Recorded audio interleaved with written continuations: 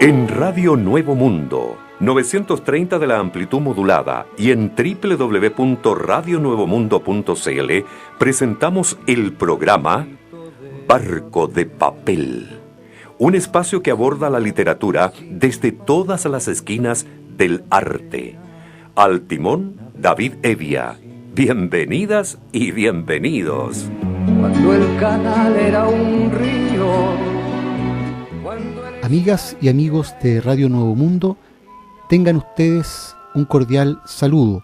Nos encontramos como cada día miércoles a las 9 de la mañana en el programa Barco de Papel, que hoy está dedicado a la relación entre las escritoras chilenas y el tantas veces esquivo Premio Nacional de Literatura.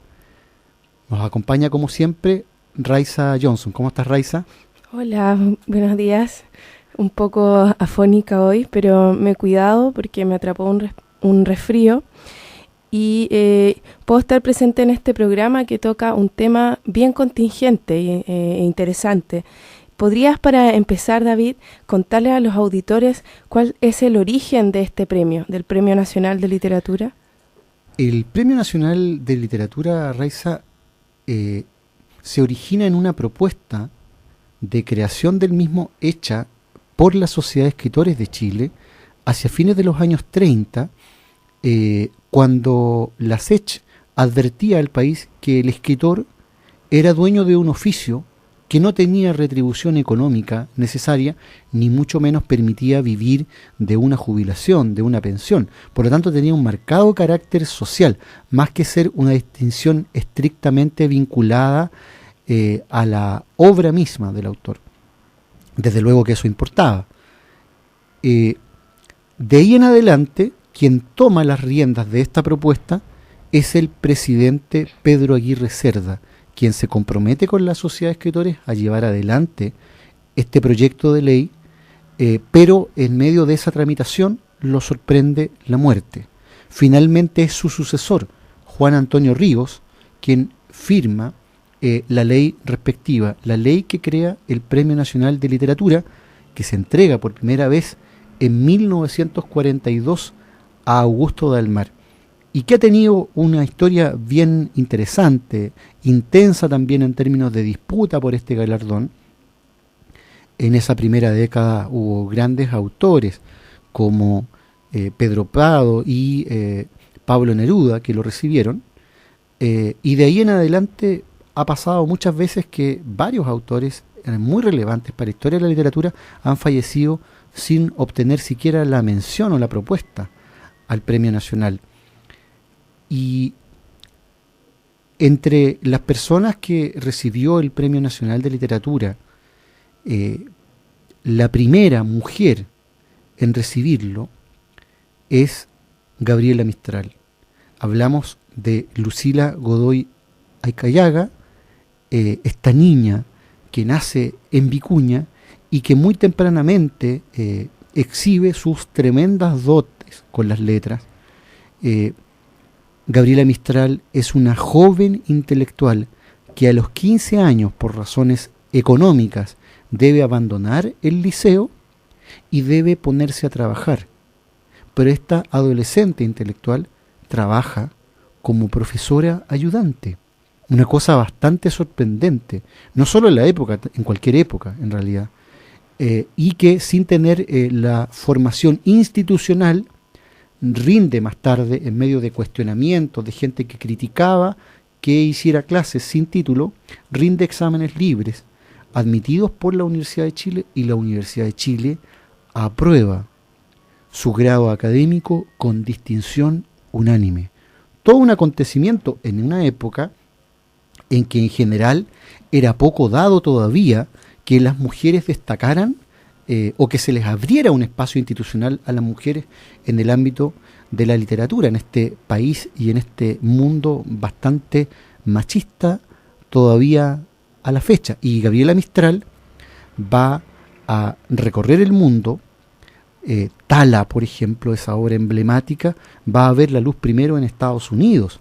Varias obras suyas después van a ser publicadas en España y en Argentina, por ejemplo, a instancias de su amiga, la también escritora y poeta Victoria Ocampo, y recién la segunda edición de Tala va a ver la luz en Chile. El reconocimiento va a ser tan tardío que Gabriela Mistral va a recibir primero el Premio Nobel de Literatura en 1945 y luego, 6 años más tarde, el Premio Nacional de Literatura.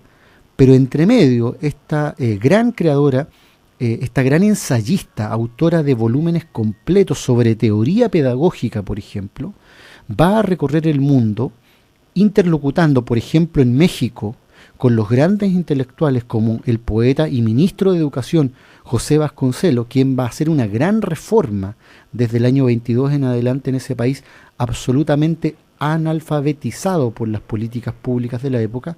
Se va a imaginar un proceso de alfabetización apoyado por los grandes muralistas, a quienes se acerca Gabriela Mistral, con quien empieza a colaborar, y cuando Gabriela Mistral se retira de México, a los 30 años de edad, ya tiene un monumento, una estatua hecha en homenaje a ella.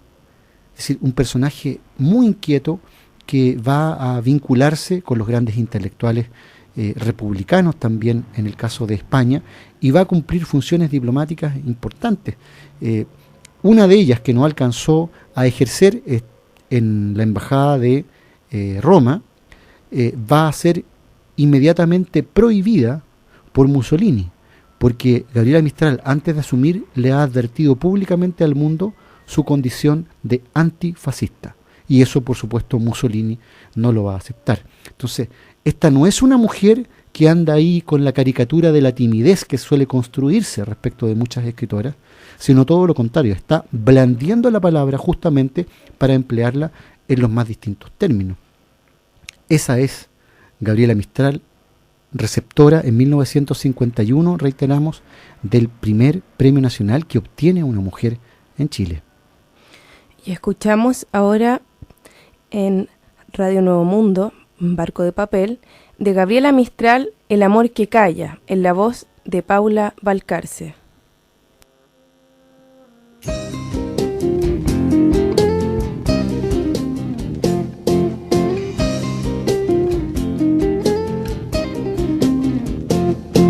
Si yo te odiara, mi odio te daría en las palabras, rotundo y seguro, pero te amo y mi amor no se confía hasta hablar de los hombres tan oscuros.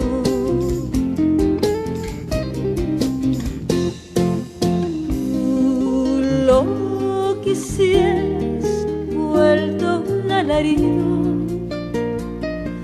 y viene de tan hondo que ha deshecho su quemante raudal, desfallecido antes de la garganta, antes del pecho.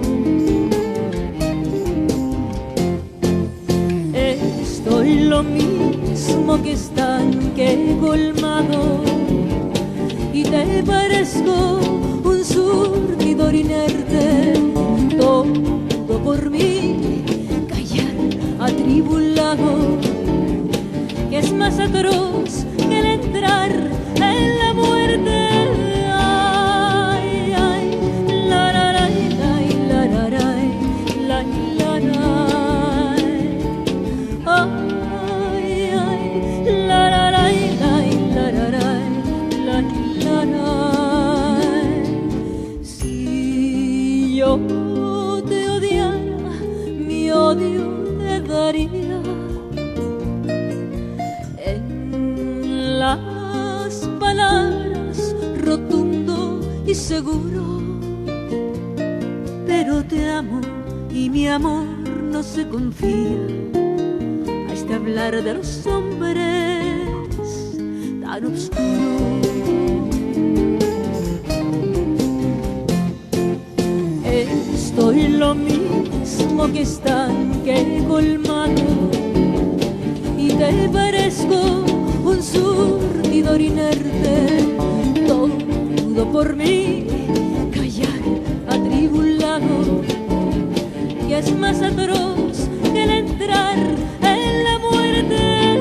Ay, ay, laray, lay, lararay, lay, laray.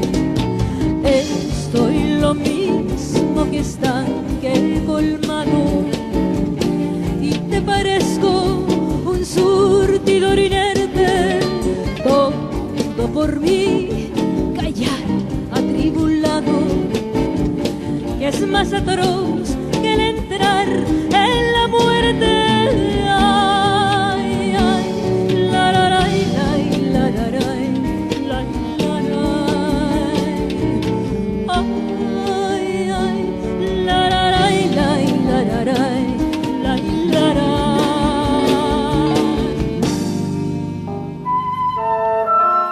Escuchábamos a Paula Valcarce musicalizando la letra de Gabriela Mistral, la primera mujer que recibe el Premio Nacional de Literatura, porque para quienes recién se vienen integrando a la sintonía de Radio Nuevo Mundo y de Barco de Papel, hemos dedicado el capítulo de hoy a la relación entre las escritoras chilenas y la obtención del Premio Nacional de Literatura. Y Raiza, ¿quién es la segunda mujer chilena que obtiene el Premio Nacional? La segunda escritora es Marta Brunet. Ella recibe 10 años después de Gabriela este premio, en 1961. Y Marta Brunet nace el 9 de agosto de 1897 en Chillán. Y sus primeros años de vida transcurrieron en el Fundo Palahueque de Victoria. Desde allí ella recoge las imágenes y experiencias campesinas con las que construyó su rico universo de personajes, ambientes y tramas, expresado en un mundo novelesco de gran fuerza. Y su interés por la creación literaria se manifestó muy tempranamente, al escribir a escondidas de pequeña para su único auditorio de perros y gatos, como ella decía. A los 14 años viaja a Europa, llevando consigo una esmerada educación. Ella fue educada por profesores particulares e institutrices. Su formación le permitió relacionarse fácilmente con las obras de Marcel Proust, Paul Claudel, Miguel de Unamuno, Azorín y Luigi Pirandello. Desde sus primeras rebeldías familiares, que la libraron de un destino puramente doméstico, la autora se ocupó de describir el mundo que la rodeaba, insertándolo en las formas del criollismo, sobre todo en su obra capital de este periodo, Montaña Adentro. Por esta razón, la crítica literaria la redujo por años al reducto de lo rural y lo provinciano, sin dimensionar la gran apertura e innovación que generó tanto en el desarrollo temático de sus obras como en el manejo del lenguaje, al recoger las voces locales y plasmarlas. Incluso Gabriela Mistral la había criticado en lo que ella denominó como el dialectismo desenfrenado de Marta Brunet. El periodo criollista de Marta Brunet fue quedando atrás en la medida en que la plasmación del proceso creativo y el acto mismo de la escritura ahondan en la conciencia de sus personajes. En 1946 publica Humo, Hacia el Sur y La Mampara, obras en las que procuró expresar ese camino psíquico de los protagonistas por medio de un análisis introspectivo. Luego, persistiendo en novelar el fondo de sus personajes, se introdujo en los espacios inconscientes con Raíz del Sueño, en 1949, incursionando en una corriente más surrealista, al trazar los rasgos psicológicos de la protagonista. En 1957 publicó María Nadie, que fue criticada por el exceso de crudeza en el tratamiento de los personajes y sus condiciones en el relato. El crítico Hernán Díaz Arrieta, Alone, se refirió a esta etapa en la escritora como: con el mismo pie audaz que había penetrado montaña adentro, no vaciló en avanzar, resueltamente, almas adentro. Era el momento que aguardaban los fantasmas atávicos, las sombrías demencias, los fermentos morbosos de que la sangre va cargándose, mundo impactante, sofocado por la disciplina racional y ansioso de producirse. La crítica literaria chilena reconoció su calidad y estos méritos fueron recompensados con varios premios literarios como el concurso de cuentos organizado por el Mercurio en 1929, el concurso de la Sociedad de Escritores de Chile en la categoría novela en 1933 y el Premio Nacional, como ya habíamos mencionado, en 1961. Así es, 10 años tuvieron que pasar desde que lo obtuviera Gabriela Mistral para que una segunda mujer obtuviera el mismo galardón. La tercera en obtenerlo es Esther Uneus Salas, universalmente conocida como Marcela Paz, nacida el 29 de febrero de 1902. Marcela Paz va a incursionar muy tempranamente en una serie de revistas e incluso publicaciones infantiles, escribiendo textos de ensayo, críticas literarias, críticas humorísticas también sobre la situación contingente del país. Trabajó en el Peneca, en general en la editorial Zigzag, por lo tanto se empapó tempranamente de todo ese abanico literario que estaba produciéndose en el país a mediados del siglo. Y sin embargo, la obra más recordada de ella es precisamente Papelucho. Papelucho, que irrumpe con un primer número del cual desde entonces se han publicado 70 reediciones del primer volumen de Papelucho. De esa saga, que contiene 12 títulos, en total hemos visto a la fecha 400 ediciones. Es decir, es una obra emblemática desde el punto de vista también, no solo de la literatura, sino que de lo que llamamos la industria cultural. Ahora, yo me quería detener un poco aquí porque en general el grueso del público ubica Papelucho. Pero el Papelucho que suele enseñarse hoy día en las escuelas es bien distinto del que transcurría a mediados del siglo XX.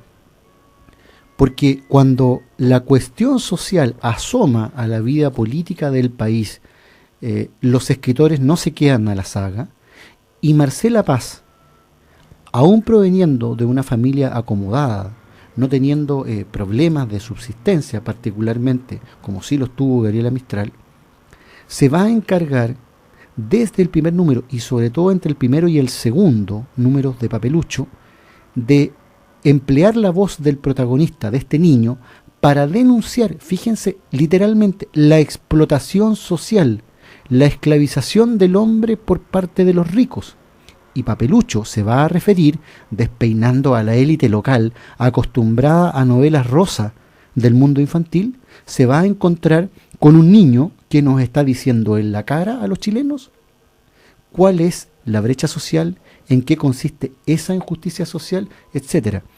Y si el auditor que nos escucha sigue este rumbo de la curiosidad y explora, por ejemplo, ya el tercer y cuarto tomo de Papelucho, se va a encontrar con un niño que ahora, así como antes ha denunciado la injusticia social, va a denunciar a sus padres, por lo tanto a los padres en general del país en que vive, en Chile, como personas adultas que abusan de los niños, violentándolos, golpeándolos, agrediéndolos e insultándolos. Algo que nadie se atrevía a decir, pero además que en ese tiempo parecía como normal.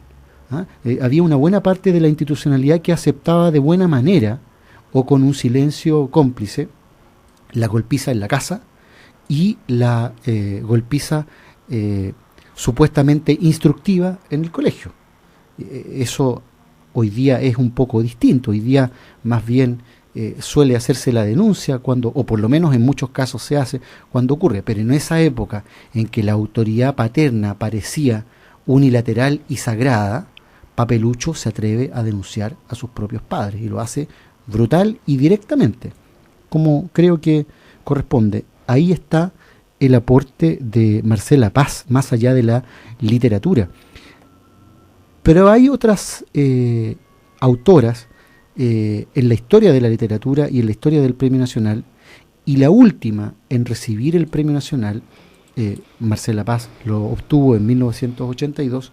La última en recibirlo fue el año 2010 Isabel Allende, una autora chilena que tempranamente destaca, por ejemplo, por la publicación de cuentos en la revista Paula, un fenómeno bien interesante, porque la revista Paula era una publicación no feminista, sino que, entre comillas, femenina, de aquellas que trata de arrinconar al género detrás de la cocina, detrás de la moda, esa estupidez que todavía existe en este país y en el mundo, y sin embargo, en esa revista hay espacio para la producción literaria en aquellos años, y tempranamente Isabel Allende destaca ahí como cuentista, también como periodista, y mucho más tarde, ¿verdad?, se va a hacer conocida por sus novelas, por ejemplo, Eva Luna, o los cuentos de Eva, ¿verdad?, Paula, dedicada a su hija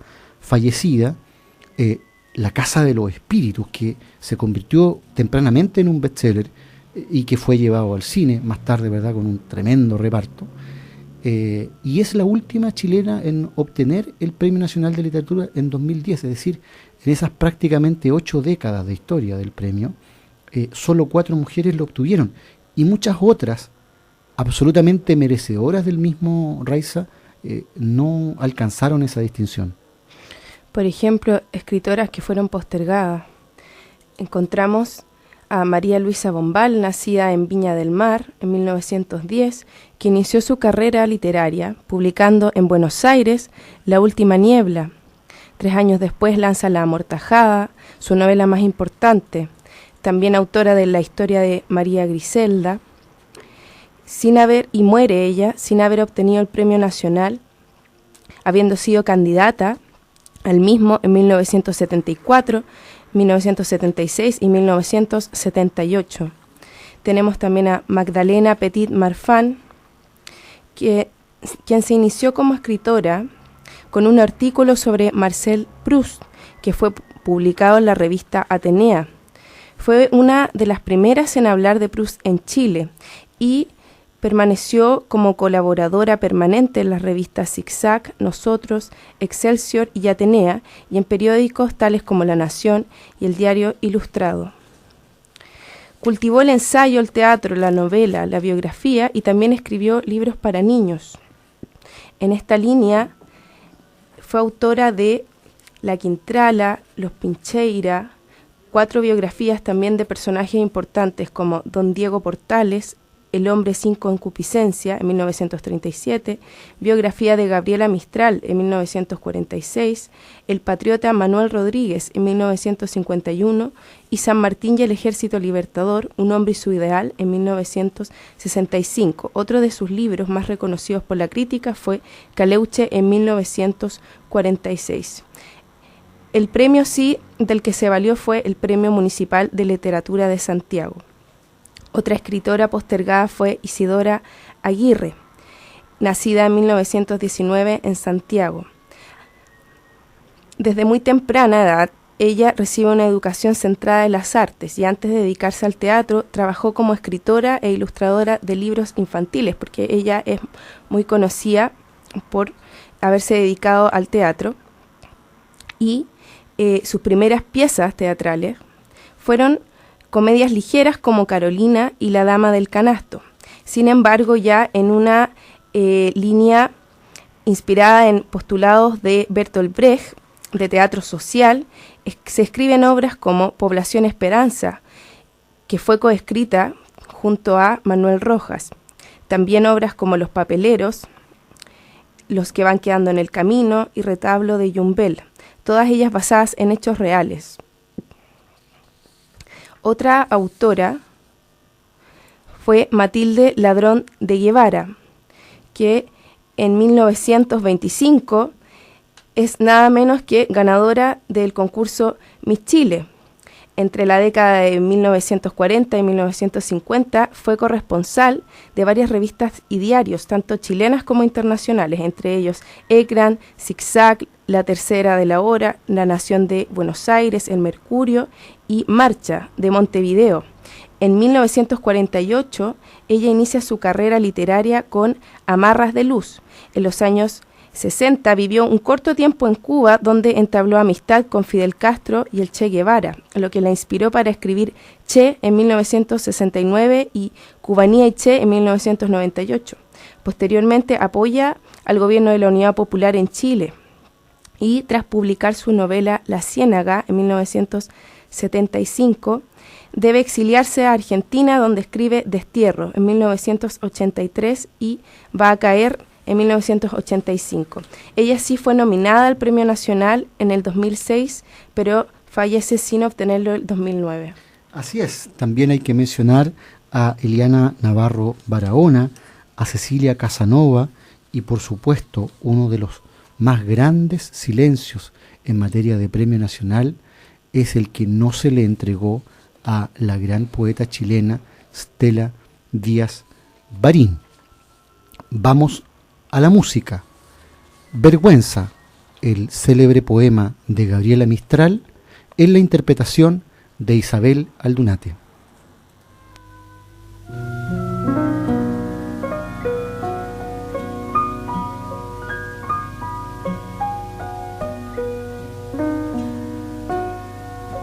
Si tú me miras, yo me vuelvo hermosa, como la hierba que bajo el rocío y desconoce mi faz gloriosa las altas cañas cuando baje al río. Tengo vergüenza de mi boca triste, de mi voz rota y mis rodillas rudas. Ahora que me miraste y que viniste, me encontré pobre y me malveres.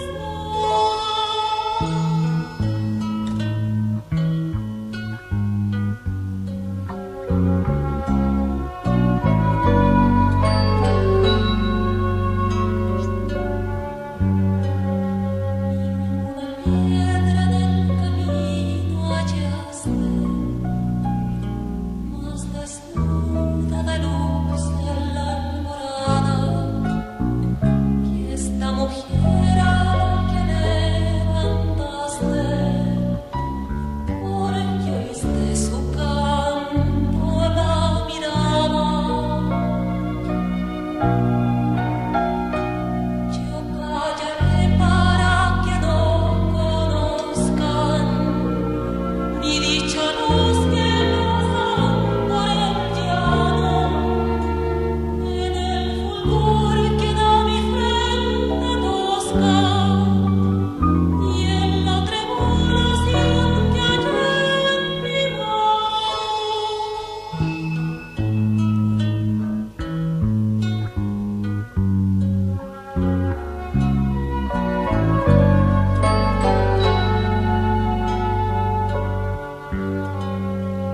Es noche baja la hierba el rocío, mírame largo y habla con ternura. Bella mañana al descender el río, lo que besaste llevará hermosura.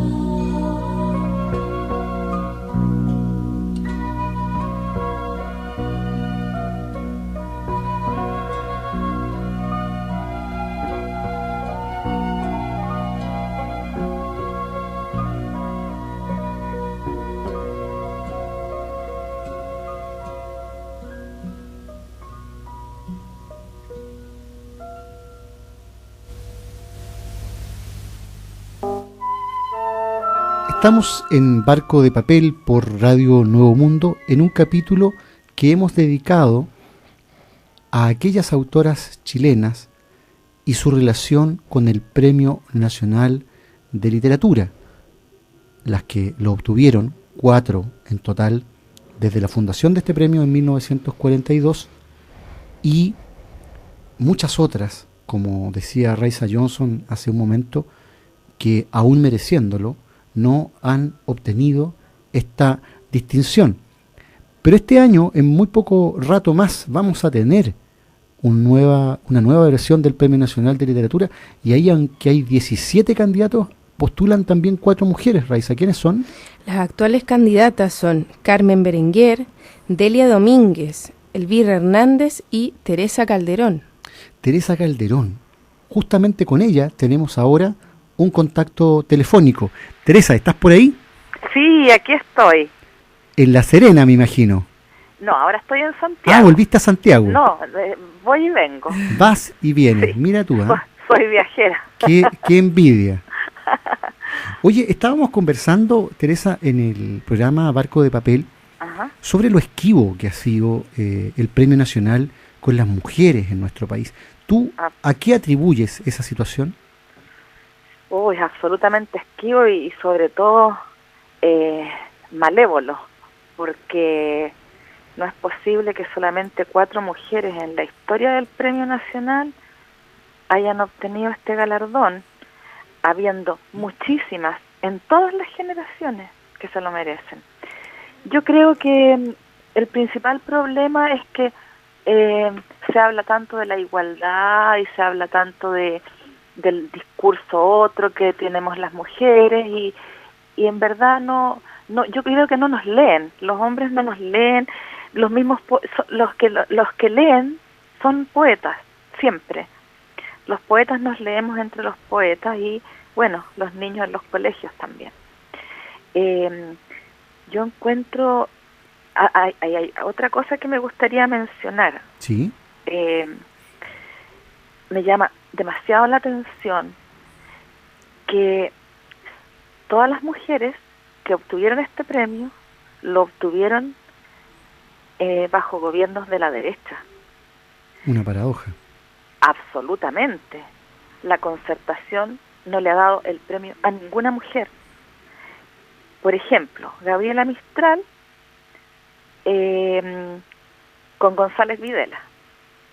Es la única poeta que ha obtenido este premio. Las otras son narradoras. Así es. La Marta Brunet con Jorge Alessandri. La Marcela Paz con Pinochet. Sí. Y la Isabel Allende con Piñera. ¿No te parece el colmo? Tal cual. Tal cual. La otra cosa que también quiero comentar es que mucho se habla ahora en esta pasada de este premio de que no, que este es muy joven, así como le queda tanto tiempo. Primero, nadie sabe cuándo se va a morir. Segundo, si uno está muy viejo es para forrarte el ataúd por dentro, porque ¿para qué necesitáis la plata si ya además hay escrito tu obra sin plata? Y Gabriela Mistral lo obtuvo a los 62 años, la Marta Brunet a los 64, la Marcela Paz lo obtuvo a los 80, ya, está en una edad que me parece bien, y la Isabel Allende a los 68, o sea, ¿de qué juventud me hablan ahora cuando alguien que tiene 60, 61, 66 le dicen que es joven? No entiendo. Yo no entiendo nada, la verdad. De hecho, te agradezco esta invitación a conversar, porque hay tantas cosas que uno no tiene la oportunidad de comentarlas ni con nadie, o en círculos muy cercanos, y yo sé que este programa llega a mucha gente y me parece importante que sepan eso. Así es, y una de las situaciones que ha agravado la esquiva obtención del Premio Nacional es el hecho que desde el retorno a la democracia, curiosamente, ninguna mujer. Claro, y además con la excepción de Isabel Allende, pero que fue con Piñera. Con Piñera, pero ya bajo el régimen democrático. Claro, sí. Y el premio se está entregando bianualmente, lo que significa que en realidad solo cada 4 años lo obtiene un poeta, porque a los otros 2 años lo obtiene un narrador. Exacto. Además se ha dejado fuera del jurado a la Sociedad de Escritores de Chile, que es la fundadora del premio. Otra curiosidad. Es que esas son cosas insólitas que pasan en Chile. Sabes que todos mis amigos que se fueron al exilio y que nunca volvieron, siempre me llaman, o sea, me mandan mensajes, WhatsApp y todo, y me preguntan cómo están las cosas en Macondo. Entonces, eso es, nosotros vivimos puro realismo mágico. Teresa, tú procedes de una tradición literaria, de alguna manera. Tu padre, Alfonso Calderón, un tremendo ensayista, poeta, filólogo, tenemos que agregar además, dueño de una biblioteca fabulosa, hasta donde yo recuerdo, más de 25.000 ejemplares catalogados, ¿verdad? Un ratón militante de la biblioteca, ¿verdad? Que a ustedes, a ti y a tus hermanas, les contaba historias desde pequeña, las engolosinaba en medio de los libros, ¿verdad? A cualquier costo, llegaba con los libros a la casa. Llegaba con Alfonso. Libros y prefería los libros antes de la comida sí. y de los reclamos de mi madre. Ah, sí, tal cual. ¿Cómo sientes tú, en lo personal, el hecho de que hayas sido nominada para el Premio Nacional? No, sabes que yo no lo podía creer. No podía creer que mi región y mis poetas de allá me nominaran, porque no, la verdad es que a mí siempre estas cosas me pillan por sorpresa. Todos los premios que he ganado, como que digo, habré escuchado bien, o las nominaciones, yo encuentro genial, estoy súper feliz y lo único que deseo es que gane una mujer, no importa cuál sea, somos 4, pero deseo profundamente que una mujer pueda ganar este premio. Tenemos una presidenta y no tenemos un premio nacional y no tenemos una poeta después de la Mistral, o sea, piensa que esto fue el año 51 y el premio Nobel se lo dieron el 45. Teresa Calderón, polizón reincidente de nuestro barco de papel, te deseamos mucha suerte en este galardón que se va a dirimir muy pronto en el país. Te queremos dar las gracias, además, por esta conversación en Barco de Papel. Muchas gracias, y como te digo, como dijo el gran Leonel, que gane la más mejor. Un abrazo. Un abrazo, besos, chao. De esta conversación con Teresa Calderón, candidata al Premio Nacional de Literatura, nos vamos a la música. Manifiesto de Víctor Jara por Francesca Ancarola.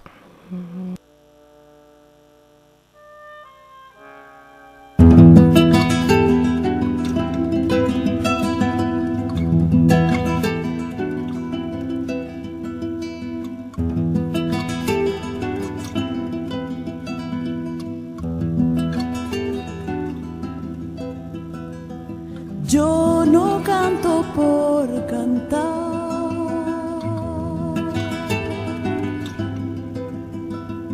ni por tener buena voz. Canto porque la guitarra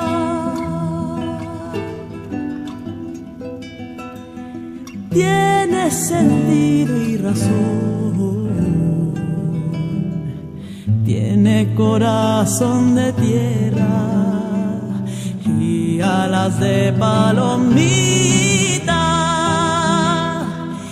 Es como el agua bendita, santigua glorias y penas.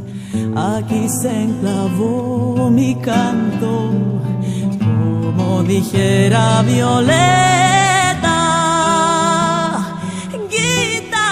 Trabajadora con olor a primavera.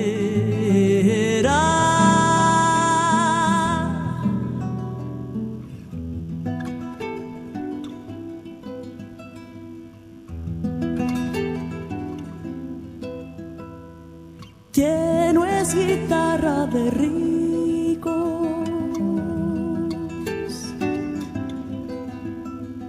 ni cosa que se parezca.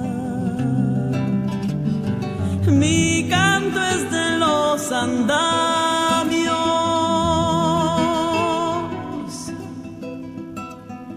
para alcanzar las estrellas, que el canto tiene sentido cuando palpitan las venas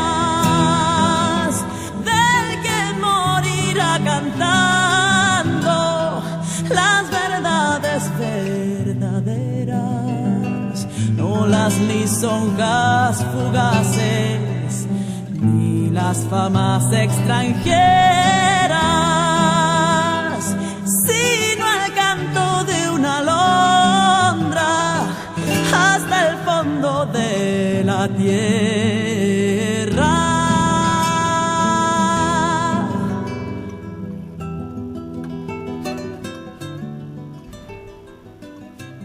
Estamos en Barco de Papel por Radio Nuevo Mundo en este capítulo que hemos dedicado a las escritoras chilenas y al Premio Nacional de Literatura, Raiza. Y David, ¿cómo estuvo ayer el homenaje a Neruda en la SECH?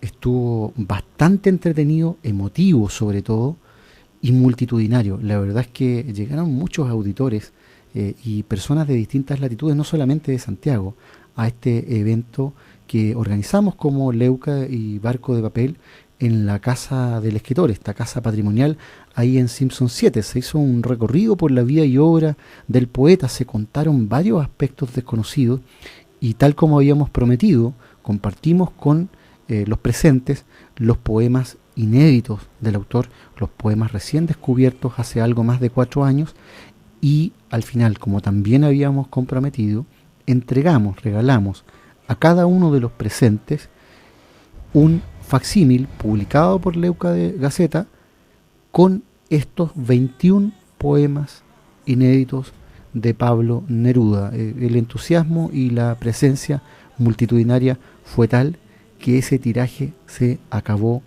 íntegro. Es parte del compromiso de Barco de Papel, de Gaceta Leucade también, hacer circular, poner en movimiento el proceso de producción cultural de todos nuestros grandes creadores, los de Chile y los del mundo, como semana a semana hace también el programa Barco de Papel y la Gaceta de Estética Leucade, cuyo último número, el 106 ya, circula por Chile y el mundo en sus versiones impresa y electrónica desde este lunes. Y en este número, que incluimos un pasaje precioso de Franz Kafka sobre el valor del libro, el auténtico valor del libro, incluye en la sección Las Musas o Nada, la bella desnudez de Cintia Jara, musa que aparece posando, mirando el horizonte a través de una ventana. En la sección de plástica, una ilustración del libro Alicia en el País de las Maravillas, hecha por Arthur Rackham. Y entre los artículos, Las brujerías de la verdad, que aborda el proceso de juego lingüístico y metafórico que está detrás de ese terrible movimiento e institución que fue la Inquisición, los santos oficios y la persecución de lo que ellos llamaban brujas para referirse a humildes mujeres en el mundo entero. Y el artículo que escuchamos a continuación, Delacroix y lo bello suscitado, en la voz de Valentina Salomón. Las querellas abiertas por Leonardo da Vinci y Eugène Delacroix contra la literatura instalan la escena de dos pinceles que frecuentan la pluma. Pero mientras los dardos del renacentista apuntan en el Tratado de la Pintura a una diferenciada invocación de los sentidos en la plástica y la escritura, los del autor de La libertad guiando al pueblo se clavan en la factura misma de las realizaciones y, por tanto, en sus responsables.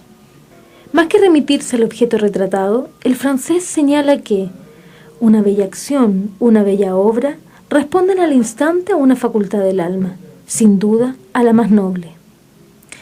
La reflexión difumina la supuesta frontera entre los creadores y la fuente de inspiración, situando al hombre en el mundo por él imaginado. El espléndido croquis, subraya, muestra que las más bellas composiciones no se encuentran en los recetarios, ni se heredan o arriendan. Salen de las entrañas con dolores y desgarros, como todo lo que está destinado a vivir. Dicho concepto difiere notablemente del davidiano, pues no se basa en el eventual parecido entre la pieza creada y la dada. Por cierto, Delacroix había incursionado 4 años antes en el asunto, al ensalzar las lecciones de Elisabeth Cabet y sentenciar que la naturaleza expone libremente ante nuestros ojos sus paisajes, y los grandes paisajistas no son muy comunes. Sin embargo, y lejos de ubicar tal escasez en el plano de lo normalmente esperable, el artista acusa esa carencia como una situación contingente. En los antiguos, el conocimiento del dibujo era tan familiar como el de las letras. ¿Cómo suponer que no fuera, igual que estas últimas, uno de los principios de la educación? En efecto, por tautológico que suene, el dibujo de la letra que irrumpiría en la historia tuvo por condición el dominio del dibujo, y desde luego allí nos podemos remontar a un pasado mucho más remoto que el griego, al que nos remite el pintor. Tras ese arcaico en que trazo y pigmento se asientan en el refugio nómade, las civilizaciones que descansan en la palabra no pueden asimilar ya a los miembros de su alfabeto como meros dibujos repetibles. Su existencia se ha estandarizado y las conexiones posibles entre los vocablos han resultado normadas. Poco importa desde ese estricto punto de vista el parecido que guarde el balbuceo con la cosa anunciada. El problema implica una paradójica inversión de los términos, pues mientras la vida nómade sedentarizaba su manifestación en la medida en que se detenía en el rayado y teñido de las superficies, el sedentario nomadiza toda expresión de sí en un desfile de letras, que precisamente, por repetir un orden pensado por otros, torna efímero el lazo entre el mensaje en que consiste y la realidad cuya representación se arroga. Al esbozar la figura del animal aún no cazado, el hombre se pone a sí mismo en la bestia, esto es, la impregna de sus facultades, las que al contrario desaparecen en el abecedario. Semejante proceso de nomadización tiene lugar también más allá de la obra en su soporte.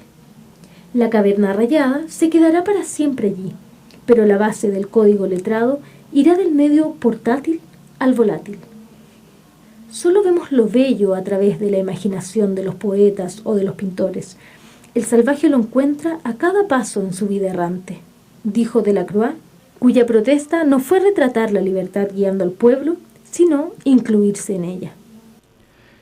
Delacroix y lo bello suscitado, el artículo que escuchábamos del número 106 de la Gaceta de Estética Leucade. Hemos tenido novedades en esta semana literaria también, este fin de semana, y justamente a propósito del tema que tocamos hoy día, las escritoras chilenas y el Premio Nacional, se refirió a eso en el cuerpo de Artes y Letras de El Mercurio, de Amela Eltit, esta gran narradora y ensayista chilena que aborda y advierte el tratamiento social de lo femenino y los procesos de discriminación que han tenido lugar históricamente allí y cómo se ven hoy retratados todavía en expresiones como el silencio en este galardón. De Amela Eltit, una notable novelista cuyas obras hay que leer como si fueran verdaderos ensayos con tesis sociales. Quería mencionar también, a propósito del evento que desarrollamos ayer, esta velada que tuvimos en homenaje a Neruda, y la presencia que tuvo ahí, entre otras cosas, el curso de literatura y estética que realiza e imparte cada semana en la Sociedad de Escritores de Chile y gratuitamente Barco de Papel y Leucade, que justamente hay un trabajo destacado, como hemos destacado en otras semanas también, de integrantes de este curso. En este caso me refiero a la joven poeta chilena Francisca Beitía, que integra este programa Curso Taller, y quiero compartir con ustedes su poema Eclipse. Sentimiento nocturno, acudes al llamado de una desgracia avisorada, concurres en sueños deshabitando palabras, vaciando mi aliento. Interpones una oscuridad total entre mi silencio y ciertos pensamientos en un juego de absorbentes alineaciones, de roces apenas contraídos. En esta trampa mortal me obligo a conservar un ficticio equilibrio, habitando este anillo luminoso de astros transfigurados en cercos certeros. De día se posa apacible, humedeciendo músculos, piel y huesos. De noche atraviesa nuestras mentes con fugas sentimentales, combinando ira, llanto y reproche. Atentos, Francisca Beitia, una joven poeta chilena que empieza a dar a conocer sus trabajos. Queremos aprovechar de mandar un saludo a nuestro habitual compañero de labores, Jorge Calvo, narrador y premio municipal de literatura, que, como suele ocurrir en invierno con todos nosotros los chilenos, está un poquito enfermo, así que vamos a esperar por su pronta mejoría. Raiza está difónica, falta que me enferme yo nomás aquí y completamos el círculo. La semana pasada, Raiza, sometimos a sorteo un libro. ¿Tú recuerdas cuál? Se trata de La prosa nunca está terminada, de Manuel Rojas. Y el ganador de este libro es Seba Guirán. Seba Guirán, ya puedes venir a buscar tu premio en San Pablo 2271, de lunes a viernes en horario de oficina. Y para el próximo sorteo tenemos otro volumen. Tenemos de Oscar Hahn el libro 50. Ah, qué interesante. Estos poemas. Son una antología de este Premio Nacional de Literatura en la versión poesía. ¿Qué hay que hacer, Raiza? Para concursar por 50 poemas de Oscar Hahn, pueden escribirnos a barcodepapel@radionuevomundo.cl o dejarnos un comentario en el Facebook Leucade Gaceta. Despedimos esta nueva emisión del programa Barco de Papel, producido por el equipo editorial de la Gaceta Leucade. En los mandos técnicos, Juan Rivera, y en los micrófonos, Raiza Johnson, Valentina Salomón y David Evia. Nuestra ruta volverá a estar al aire el próximo miércoles a las 9 de la mañana en Radio Nuevo Mundo. Muchas gracias y hasta entonces. Nos vemos.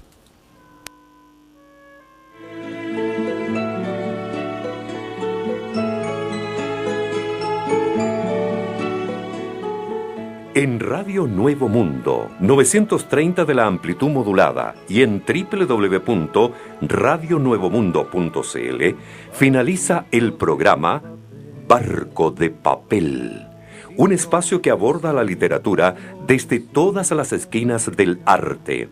Nos encontramos en una nueva edición. ¡Hasta pronto! Cuando el canal era un río, cuando el estanque era el mar,